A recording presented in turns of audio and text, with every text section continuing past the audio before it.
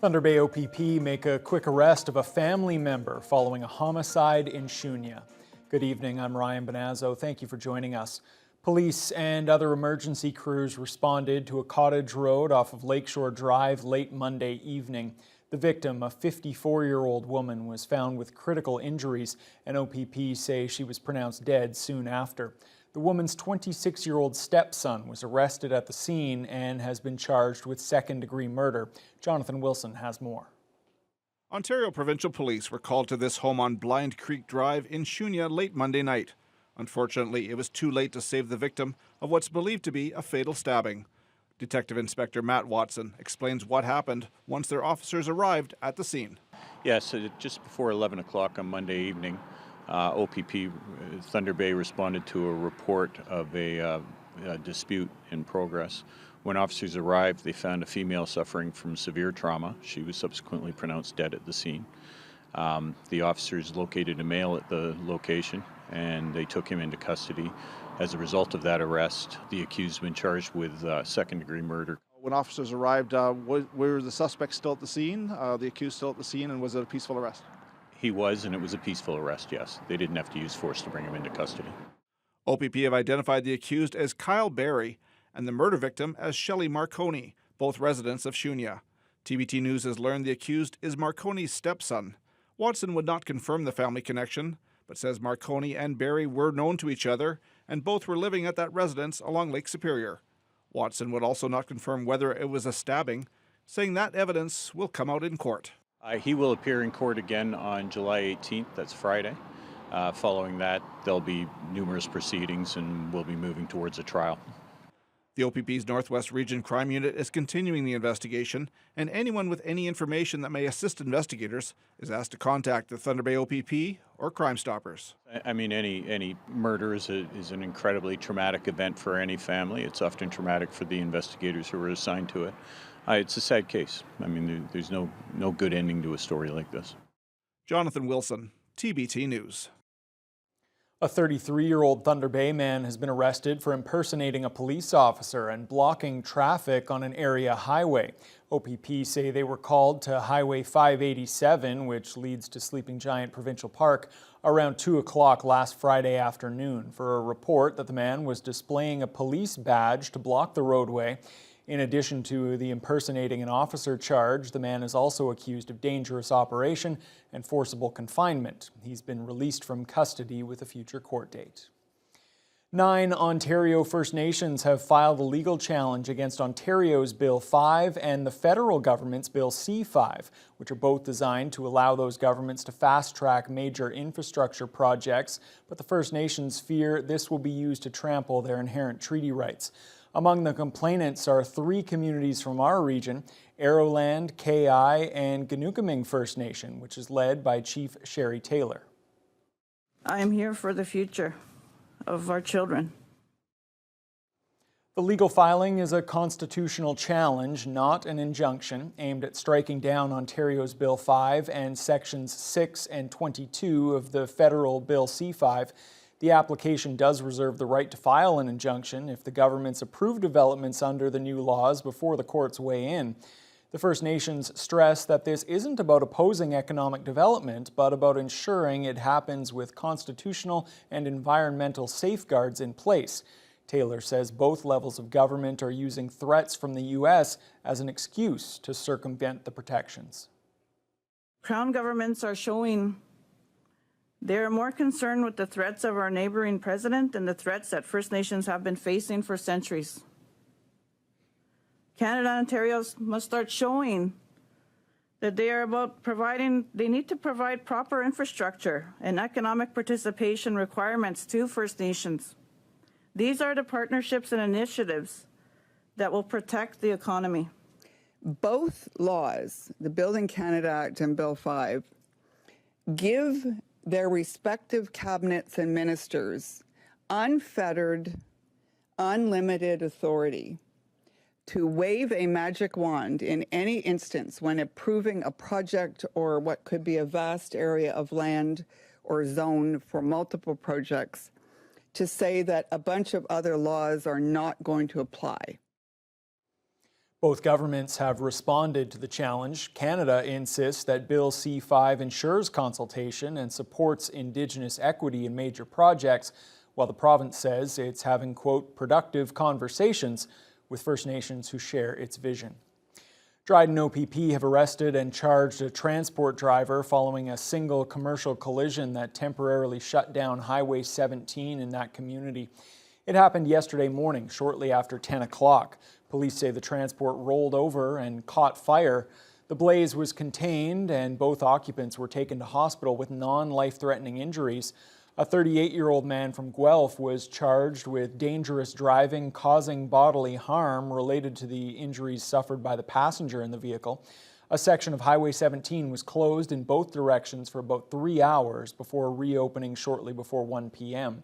Anyone with information is asked to contact Dryden OPP or Crime Stoppers. The Thunder Bay Indigenous Friendship Centre is getting closer to moving some of its services to the former BMO building in the downtown North Core. Renovations are still underway at the corner of Red River Road and Court Street.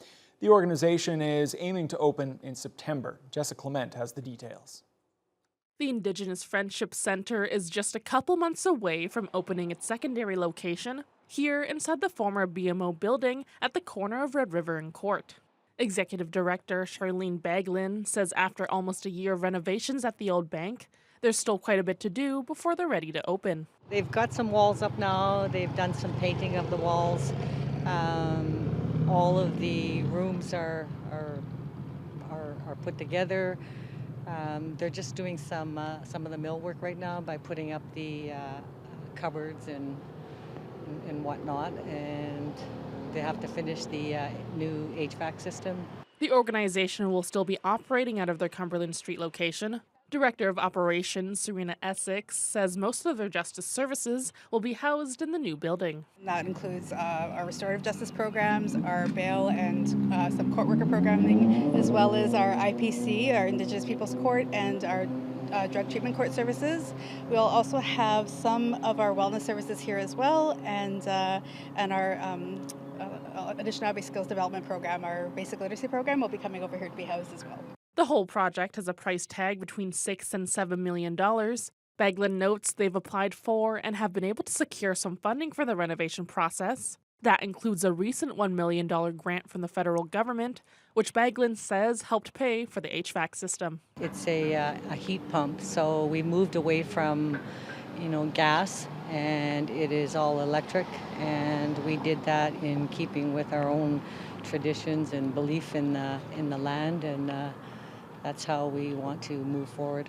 The new building is expected to be open by September or early October. Jessica Clement, TBT News. And Pace is getting ready to move into its new George Street location by the end of the month. The new facility, just across from Shelter House, is meant to improve access to essential services for the city's most vulnerable residents. Justin Hardy has more. The full Pace transition is set to take place in about 2 weeks, with the current Victoria Avenue location remaining open until the end of July to ensure there is no interruption in services. The new site at the corner of George Street and Simpson offers improved accessibility, expanded client space, and more integrated support. Although the square footage is similar to the current location, the new facility has fewer offices and more open areas for clients, along with accessible washrooms, showers, and upgraded laundry services. Pace Executive Director Georgina McKinnon says they're planning the move to be as seamless as possible. As we know at Pace, these people that come to Pace rely on us. We are their home for the homeless. I never close the doors on my children, and I won't close the doors on my clients. So we're really trying hard to do a seamless where we're not closed. They have somewhere to go to every day. The new building also includes 12 apartment units that will be used for recovery housing as part of the city's Heart Hub. McKinnon says that aligns with Pace's mission to provide wraparound support for people experiencing homelessness and addiction. She also anticipates closer collaboration with nearby organizations like Shelter House due to their close proximity. We've been working on partnerships. I personally believe not one person can do it all, and we can't all be good at everything. So if we take all our specialty agencies and we work together, that benefits the clients. I can't even express how much that everything's there. They don't have to go looking, and they're not getting a lesser quality because we have the people that specialize as partners now. The new location will be fully open by August 1st. Justin Hardy, TBT News. Tim Hortons outlets in Thunder Bay and across Canada are celebrating Camp Day with special events to support youth programs at their Tim Hortons Foundation camps. Officials at the Memorial Avenue and Queen Street location say their fundraising goal is about $7,000. 100% of the proceeds from all hot and iced coffee sales are donated to the cause. Today, guests were able to take a spin on the prize wheel for a chance to win some fun giveaways. But the main attraction this morning was the dunk tank with Brian Hamilton on the hot seat. The McKellar Ward councillor says it's for a great cause. Yeah, happy to be here, happy to support the youth programs that Tim Hortons does and you know, participate in a meaningful way with the kids. I got a whole bunch of kids here ready to and excited to dunk me and make some money for these important camps for summer programs for the kids. It would be different at each and every location. We are doing, as I said, dunk tank, a spin the wheel. Other locations have different fundraisers going on.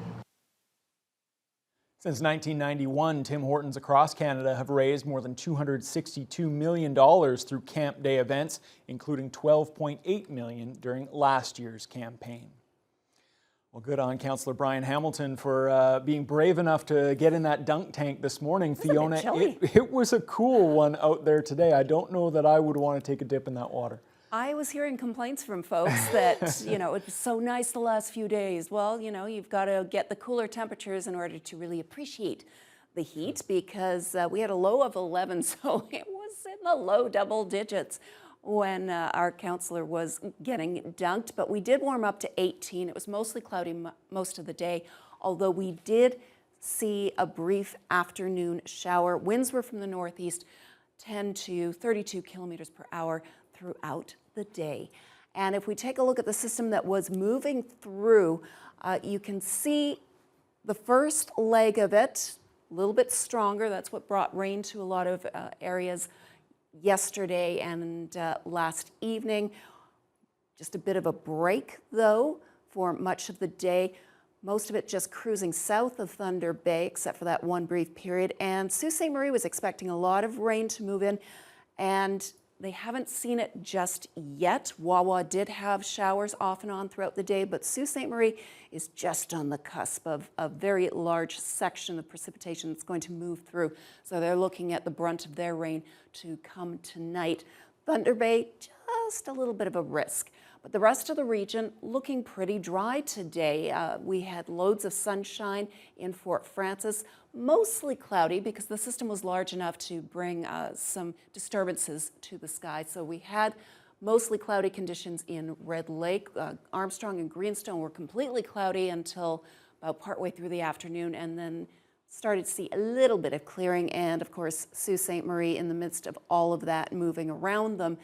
Mostly cloudy much of the day. Temperature-wise, very cool. To the north, we saw a low of 4 in Red Lake, so it's kind of a chilly overnight low.